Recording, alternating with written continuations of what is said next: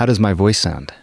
Your voice sounds great and healthy. And I listen to voices for a living. I'm a voice surgeon and a voice doctor, so I think you actually sound very healthy. Good. That's a good place to start the podcast today. How did you get interested in this area? So basically, growing up, I was singing for fun at first, but then I did some professional singing. And I was a singer and songwriter, so I was always very passionate about voice. I was about 15, and one day I was at my singing teacher, and she said, "Yael, you don't sound good. You sound like something's wrong with your voice, and I'm uncomfortable to make you continue singing. So you should really go see a laryngologist." So I went to see a laryngologist. They put a little camera down my throat, and they said, "You have vocal cord nodules, which are little things that are not cancerous, little areas on the vocal cords." And then I was able to go see a speech pathologist to do rehabilitation and get my voice back. And then I was able to sing again. And then later on, I did my studies in speech pathology, which is kind of a physiotherapist for the voice, so a voice rehabilitation expert. And then I went into med school and I got really interested in surgery. So for me, it was really life-changing. And I got to understand what it means when you lose your voice or you lose the ability to sing or you lose the ability to communicate with people. And that was really powerful to see what it can do to help rehabilitate the voice. So that's what got me to do what I'm doing today. I always said when I grow up, I want to run a voice center. And here I am. I'm a grown-up, I think, and I run a voice center at USF. Very good. So what is your life like now then? You're singing and you're a voice surgeon. You're doing both. So I don't sing anymore, except in my shower or to my kids. So I'm an ENT surgeon, and I specialize in the T of ENT, which is the throat, and I do voice surgery. So I direct this voice center. We work with laryngologists, surgeons like me, and also speech pathologists. We also collaborate with singing teachers, and we see patients with various voice disorders. And so who is your typical patient? So there's a lot of different types of typical patients, I would say. So we could see singers, voice professionals, and we talk about voice professionals, not only singers. So people like you, hosts, anchors, teachers are also voice professionals. They use their voice every day for a living. We can see people with vocal cord cancers or vocal cord lesions that are benign or malignant, so cancerous or not cancerous. We see people with neurological diseases that affect their voices. We see people with complications of other surgeries, so vocal cord paralysis, for example.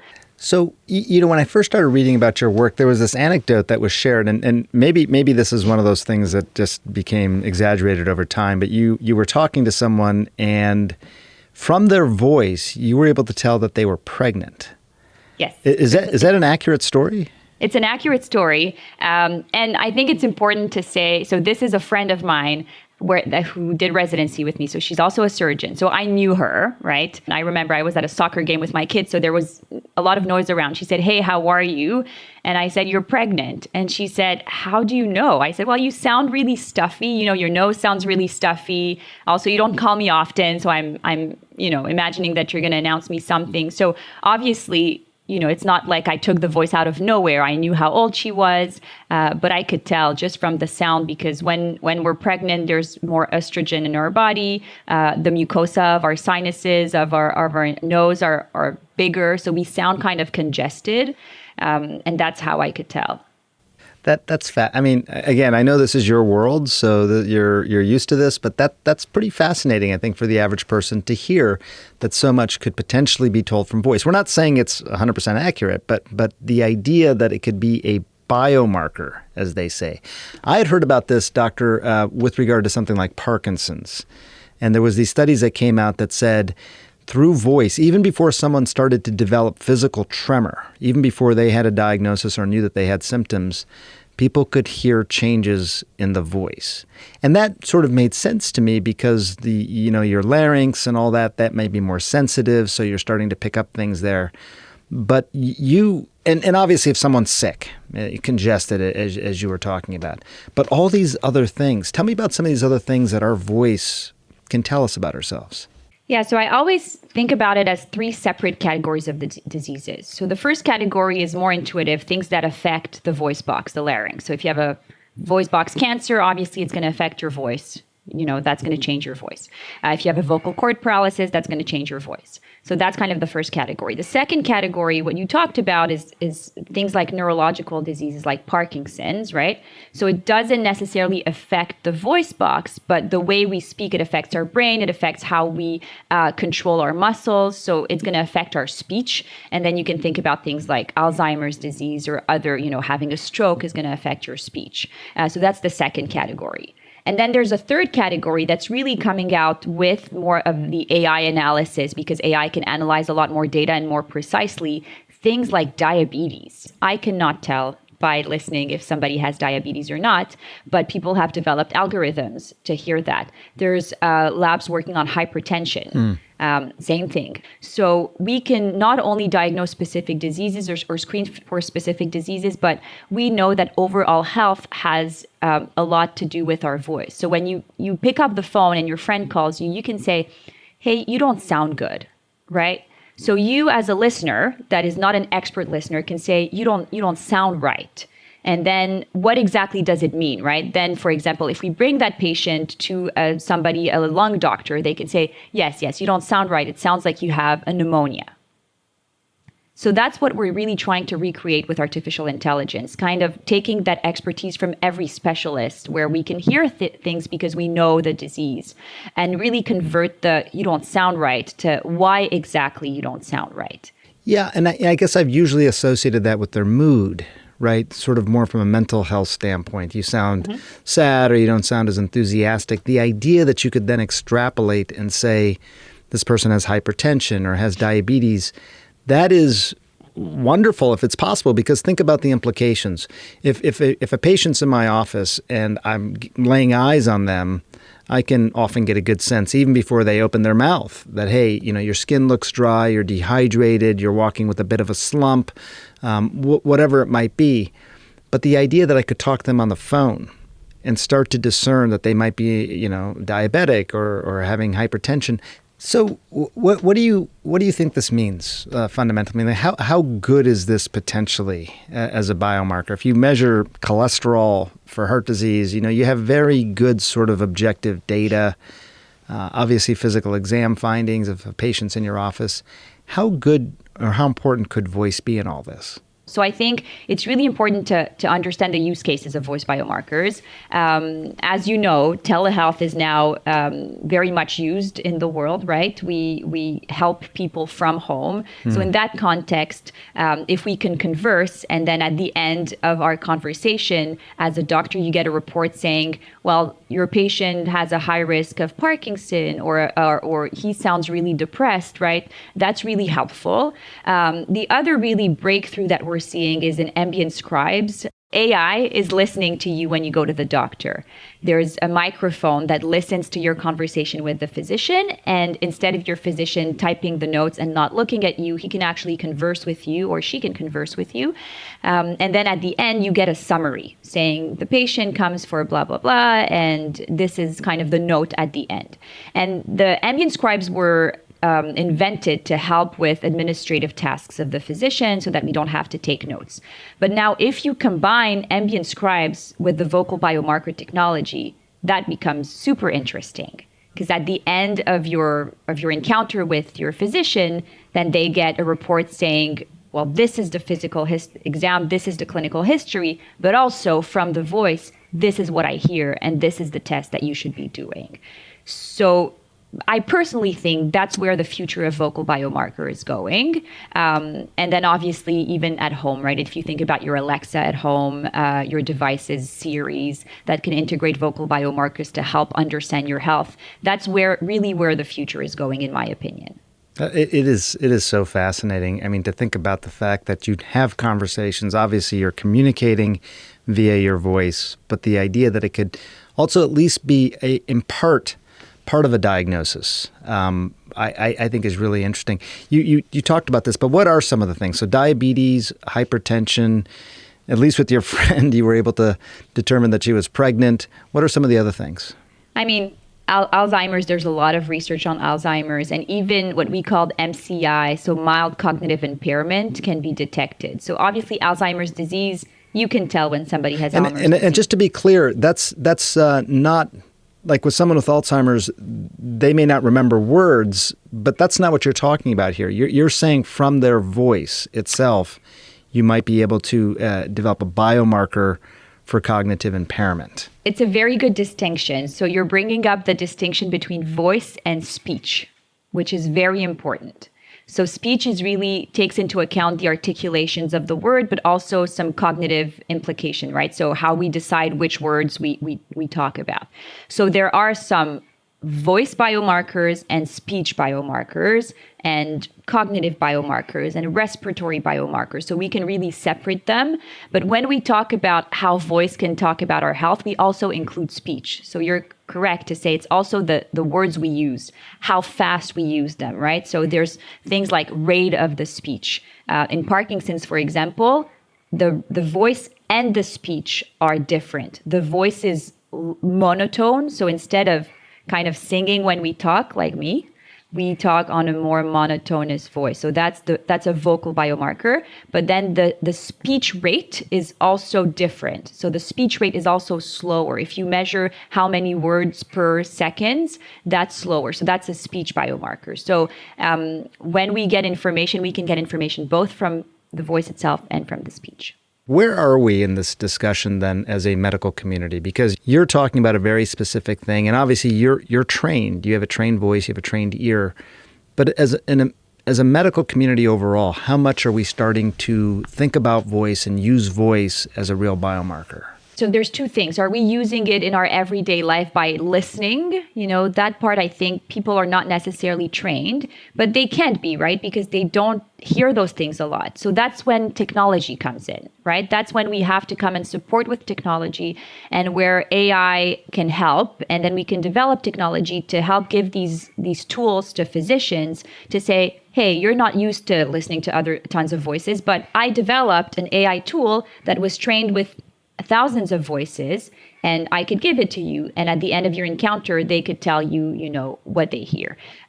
We don't have a product that talks about diagnosis yet because there's no FDA approval of these products, but every company is kind of racing to get this FDA approval. So we're not far from that. But what is voice then? Because it strikes me that if you're trying to train platforms to do this, you could obviously you could train them on lots and lots of different voices and correlate those voices to different diseases. But is we think of sound as being these patterns of electrical energy. Is that the same thing that we're sort of talking about with voice? Is it broken down into specific patterns that are then analyzed and used to diagnose something? Yes, great question. So you can extract a lot of things from what we call an acoustic signal. So voice is an acoustic signal, right? It's energy going through the vocal tract. It comes from your lungs. Your vocal folds vibrate, creates a wave of energy that then goes through what we call our resonators. So when you think about a guitar, right, we have the same. We have oral resonators in our mouth and our nose. If your nose is blocked, the sound sounds different, right? And then we have articulators. So all of that creates an acoustic sound, a waveform. Then you can, in machine learning or in AI, you can analyze the sound in different ways. One method is to change this in what we call a spectrogram image.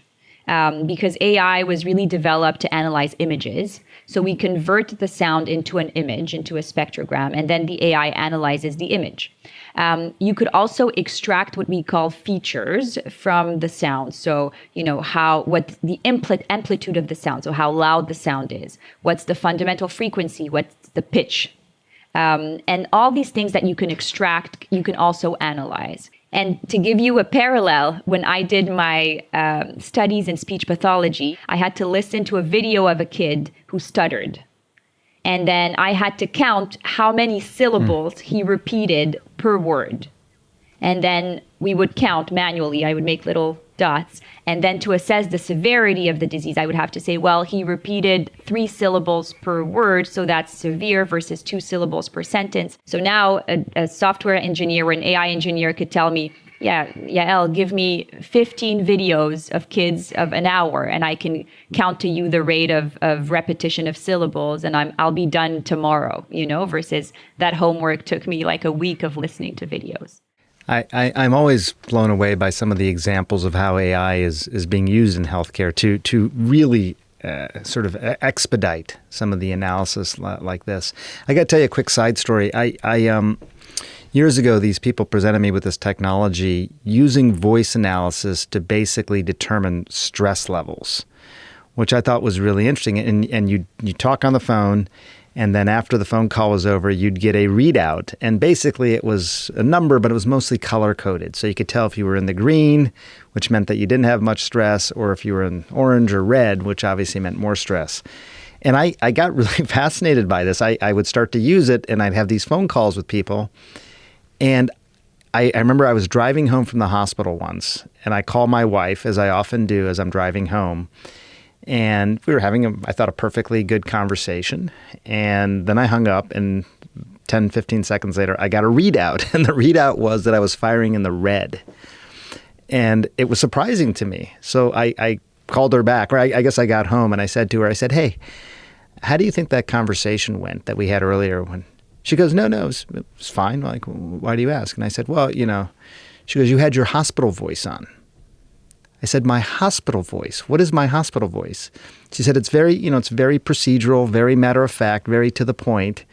And I thought it was fascinating. It wasn't something that I was consciously aware of, but I've made a sort of a distinct difference in my own life after sort of getting that feedback. But when I talked to the engineers who created the product, I said, hey, can I fake it? Today, I seem happy, right? Everything is great in life. And they said that was sort of the amazing thing about voice, is that it's very hard to fake because you have these things that are coming from your brainstem, they're going to these muscles in your larynx, they're going through your vocal cords.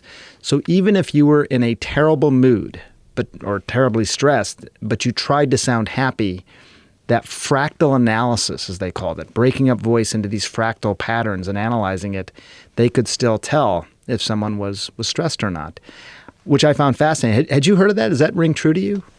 I would say it could be, but we have to be very careful. The technology is there, but it's not perfect. So we have to be very careful with how excited, and how hyped we get about it. What happens when you put a voice that is sick, right? Let's say you had laryngitis. Would it analyze that you're stressed or not? And the question becomes, how did they train their model? Did they train their models just with healthy people who were stressed and healthy people who are not stressed? If that's the case, if you're sick, it's going to say you're stressed because it's going to note that there's a difference, right? So we have to be careful also in trusting the technology fully. And that's really comes with all the ethical question and the trust question in the technology, right? If you're a doctor and you're adopting a technology, you want to be sure that it's accurate, right? And for it to be accurate, it has to be trained on a lot of different people. If it was just trained on people that were healthy, stressed or not stressed, then if you present it with somebody that has a vocal cord paralysis or a vocal cancer, it's going to say it's stressed. So that's where we have to be careful with the technology. And that's why it's important to train it on lots and lots and lots of data. Culturally or across different languages, does that seem to make a difference? It used to. When the technology was not developed yet. So you're correct. Obviously, there's different, languages that have different tones, different accents. And when we started studying this about 5 years ago, it mattered, right? You developed an algorithm in English, and then you tried it on Indian speakers, and it just didn't work. And now with the technology that's really evolved, and the fact that we can train with a lot more data as well, it seems to be less important. And then the other question, the other day I had a conversation with this person on the phone. I assumed it was a woman that I was talking to was probably in her 30s. And then I later came to find out she was in her late 70s. And I don't know, I guess that surprised me. How much does our voice change as we age? So that's fascinating. That's one of the things I get really fascinated about is what is your voice age? So there are physiological changes with our voice. So specifically, as males, they start when a 5-year-old male or a 5-year-old female, you can't tell the difference. Then when they grow up, obviously males' voices changes, right, and becomes more masculine. Female voices tend to stay the same until really 20, 25-year-old. And then our pitch lowers as we grow older. And for males, it's the opposite. When they age, they start going up, and the curve at the end of our life touches again. So often, if your 90-year-old grandpa or your 90-year-old grandma calls you, they might sound a lot similar than they did when they were, 50. So forgive me if you just said this, but what is a older voice sound like then? I imagine it's both voice and speech, right? Again, going back to what you were talking about earlier, but what is a 90-year-old voice versus a 50-year-old voice? Great question. So let's separate voice and speech. So our vocal cords, as we age, they're muscles, and then there's also a lot of collagen around it. And as we age, like everything else, there's some muscle atrophy, there's some loss of collagen. So we're going to have a breathier voice, okay? So because the vocal cords are not coming together fully, there's kind of a little bit of a gap when they vibrate. There's air that escapes. So it's usually a weaker voice. So when we talk about an older voice, people tend to associate it with a weaker voice. So when I have patients that have a vocal cord paralysis, means one of their vocal cords not working, there's a lot of air that escapes. We associate it to our grandma calling.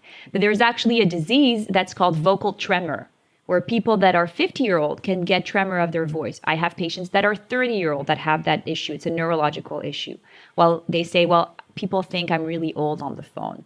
Just real quick, RFK Jr., the health secretary, I think everyone has sort of heard his voice at this point. What is going on there?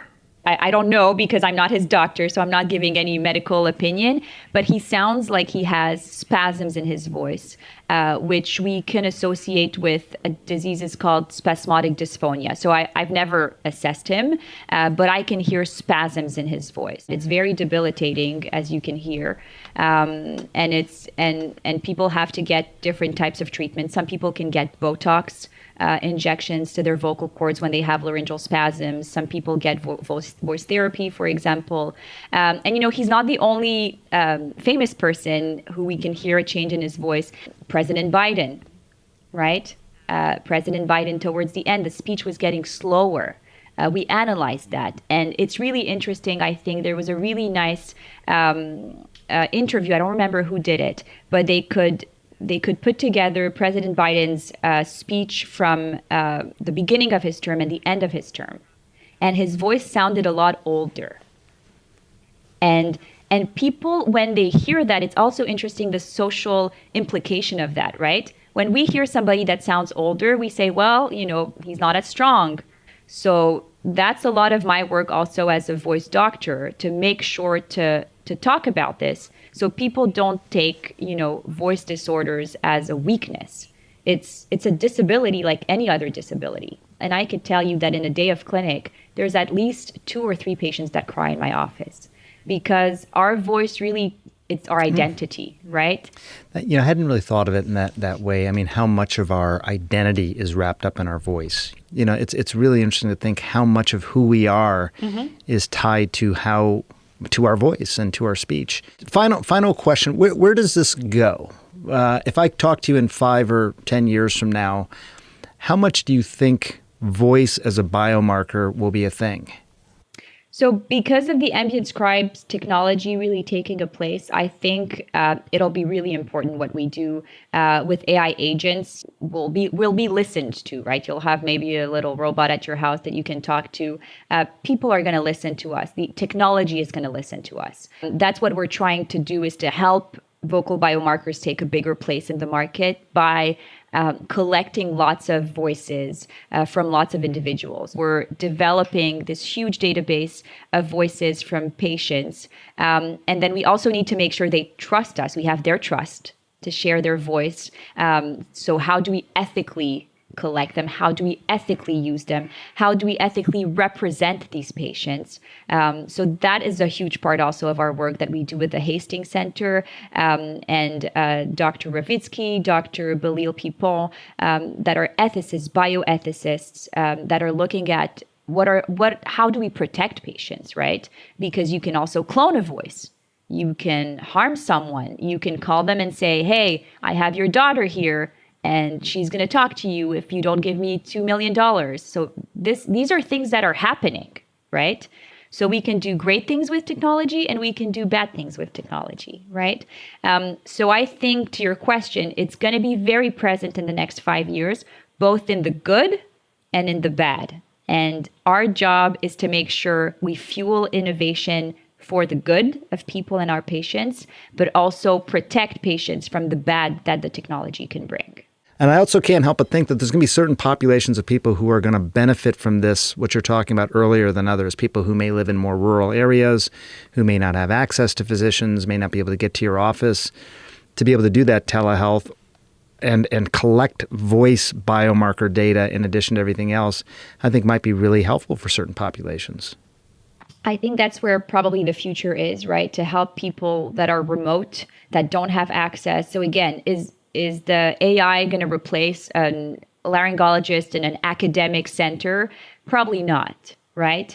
But there's not a lot of us, right? There's just a few of us. There's about a couple hundreds of us in the country. And people wait often 6-8 months to see somebody like me, right? So if we can get these technologies to people earlier, right, to know which specialist to find, I think that's really important. Unfortunately, and I think that's the advocacy part, I cannot tell you enough how many times I get patients in my office and they say, well, I've had this for 3 years, but I was told it was reflux, or I was told it was allergies. And then I diagnosed an advanced laryngeal cancer, right? That if I could have diagnosed it earlier, if somebody had sent it to me earlier, they wouldn't have that much of a bad cancer. It would have been curable. But I think we have to think broader, right? 3 weeks of voice change or more of anything, right, could be any other diseases. And that's important, that when your voice changes, if it doesn't go away in 3 to 4 weeks, you should seek medical attention. That's a great note. That is a great note. Hopefully that's something that's news people can use for sure. Thanks so much for your time. By the way, I have to tell you that if my mom is listening, which she listens to this podcast all the time, she's going to be delighted with this podcast because she has an incredibly youthful voice. Oh, good. So she's going to have heard you say that if you have that youthful voice, maybe that's associated with living longer. She's in her early 80s now, so hopefully she has many, many more years in front of her. Wonderful. I hope so too. Thank you, doctor. Thanks for joining us. Thank you so much. This was super fun.